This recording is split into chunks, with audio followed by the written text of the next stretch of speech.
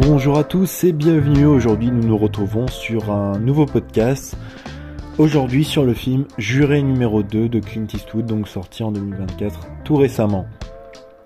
Alors, que dire déjà, première note globale, mon avis à chaud, j'ai adoré Juré numéro 2. Je trouvais que c'était un très bon film qui se tenait en longueur du début à la fin. Que dire, Clint Eastwood est toujours un génie, voilà, c'est plus de 90 ans, il arrive à nous faire rêver et ce film est vraiment une petite pépite. Pour moi ça a été un coup de cœur, je m'y attendais pas.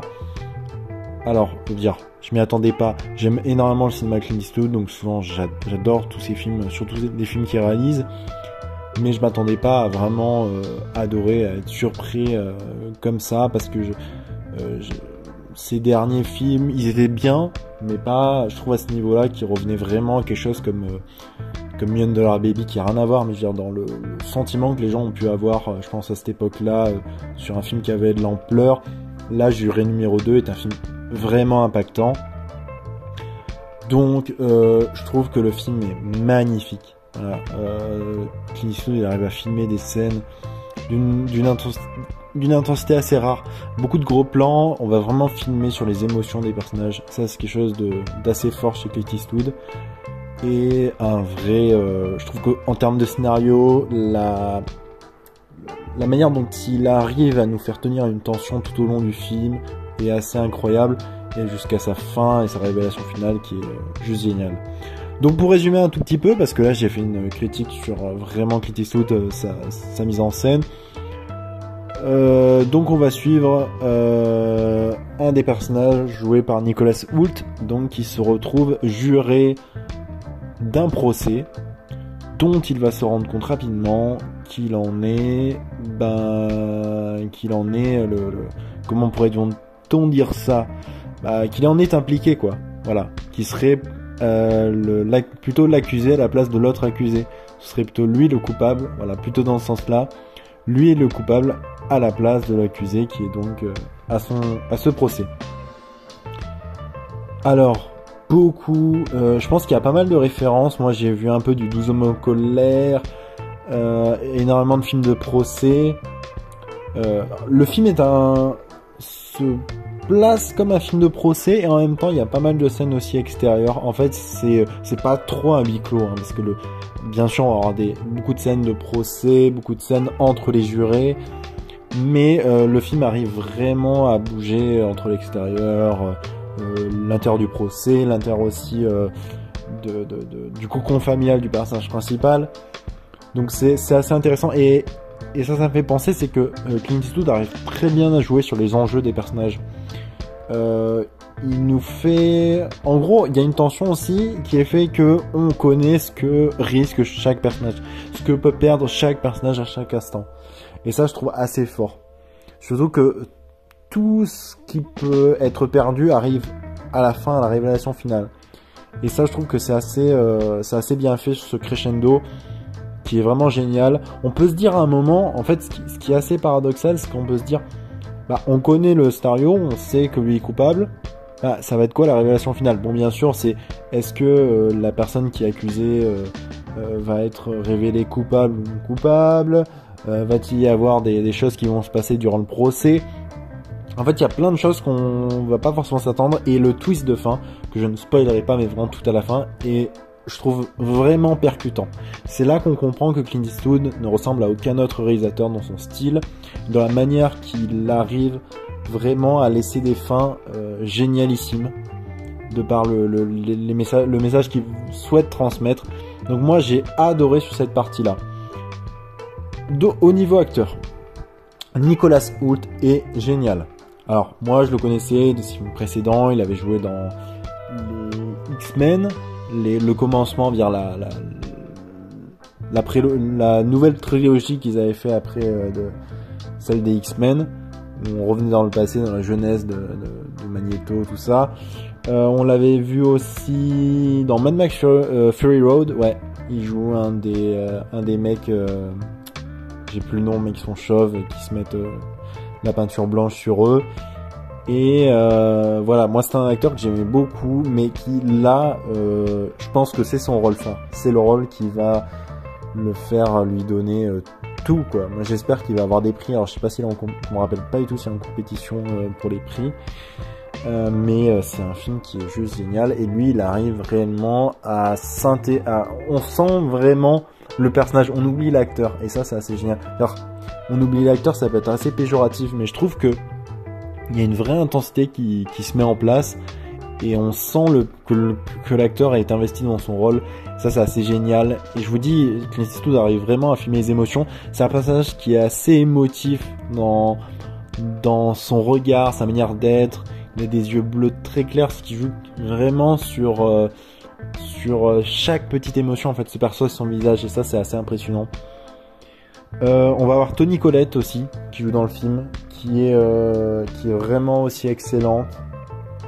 Donc il joue une des avocats, qui est juste génialissime. Moi j'ai trouvé qu'elle était, chaque personnage arrive vraiment à être assez particulier, quoi, pour donner vraiment une ampleur unique à chaque acteur. Et ça, ça je pense que c'est quelque chose qu'il faut vraiment lui rendre hommage, parce que c'est quelque chose d'assez fort. Et je trouve que Toni Collette, et surtout une des scènes de fin que je n'ai pas révélée, qui est incroyable, qui est juste incroyable. Là vraiment on sent tout le potentiel de l'actrice et du personnage. On va avoir Zoé Deutch qui va jouer la femme donc de Nicholas Hoult, qui est vraiment aussi excellente, qui arrive à compléter le personnage de Nicholas Hoult, vraiment de lui donner c'est ce que je vous disais, sans spoiler, ce personnage là de Zoé Deutch a une importance incroyable dans la continuité du film et dans la révélation finale.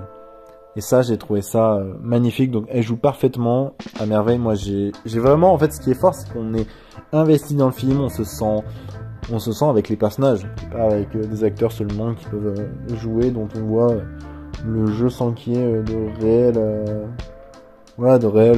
réel impact. En acteur, après, on va avoir Kiefer Sutherland aussi, qui fait pas énormément de scènes, qui fait quelques scènes, mais qui sont alors Kiefer Sutherland, là il a pas une grosse importance dans le film, qui est toujours bien, mais voilà, c'est pas un des rôles où vous allez dire Kiefer Sutherland se révèle dans ce film là. Je pense que c'est surtout la place qu'il a dans le film qui fait ça. Donc voilà, au niveau de ça, on va avoir le personnage que je ne connaissais pas, Gabriel Basso, je crois que c'est ça, ouais, qui joue l'accusé. Qui est très convaincant aussi dans le rôle, assez pertinent. Moi j'ai adoré il a aussi, je pense que c'est ça qui est drôle, c'est que comme Nicholas Hoult, ils ont réussi à faire deux personnages assez qui se ressemblent sur beaucoup énormément de points, et surtout sur l'aspect émotif.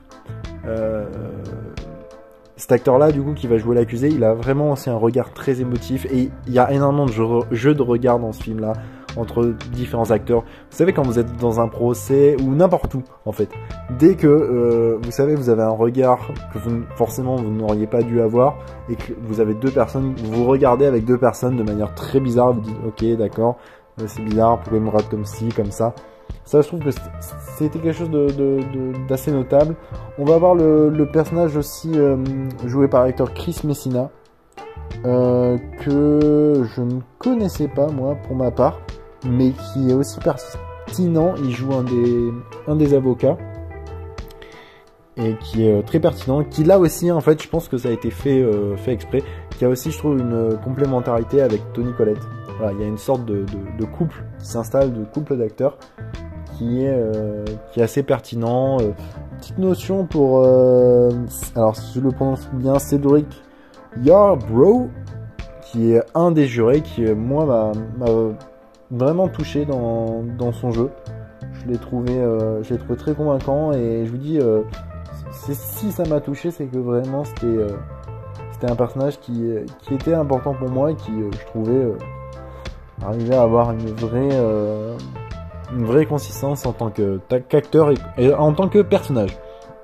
Au niveau de la musique, c'est une musique très douce, ça va pas forcément me rester en tête, mais je trouve que c'est vraiment du classique à la Clint Eastwood, donc c'est une musique qui est vraiment sobre, classique et qui arrive vraiment bien à se fondre dans le film. Aussi, que dire de non, ça en vrai il y aura pas de spoil, mais vraiment voilà, sur la fin du film, je trouve que ça a été c'est ce qui est retranscrit, le message de fin est assez excellent et je pense que ça va vous donner vraiment envie de le voir et de le revoir. Moi en tout cas j'ai été réellement content de pouvoir voir un film comme Juré numéro 2. Dommage de me dire que ça ne dure pas plus longtemps. Mais bon, non, en vrai, au niveau du temps, c'est parfait. Moi, je trouvais que il arrivait à gérer de mieux en mieux son rythme.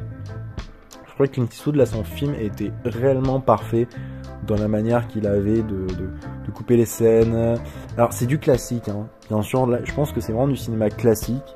Mais classique, pour moi, c'est pas mauvais. C'est vraiment du cinéma qui se tient, qui réussit. Il n'y a pas besoin d'avoir de fioriture d'énormément de choses, mais qui est parfait. Voilà, on a des plans magnifiques, beaucoup de travail aussi sur la lumière. Là, il y a des scènes, là je pense au procès, où en fait on va avoir des scènes avec les lumières qui nous viennent des fenêtres et les ombres des personnages assis vers quelque chose de très symbolique et de très fort.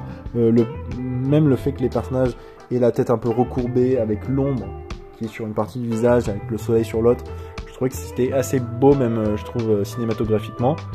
Ça c'est quelque chose qui était très cool à avoir sur un film comme Juré numéro 2. Et voilà l'ensemble des choses voilà, que je pouvais dire sur ce petit film qui m'a réellement conquis, que je dis aux gens d'aller voir parce que c'est magnifique, c'est un film qui est réussi, qui est pour moi vraiment un petit coup de cœur, je m'y attendais pas. Je vous conseille d'aller voir Juré numéro 2. Et moi sur ce, eh bien, je vous dis à la prochaine et surtout allez voir des films. Ciao.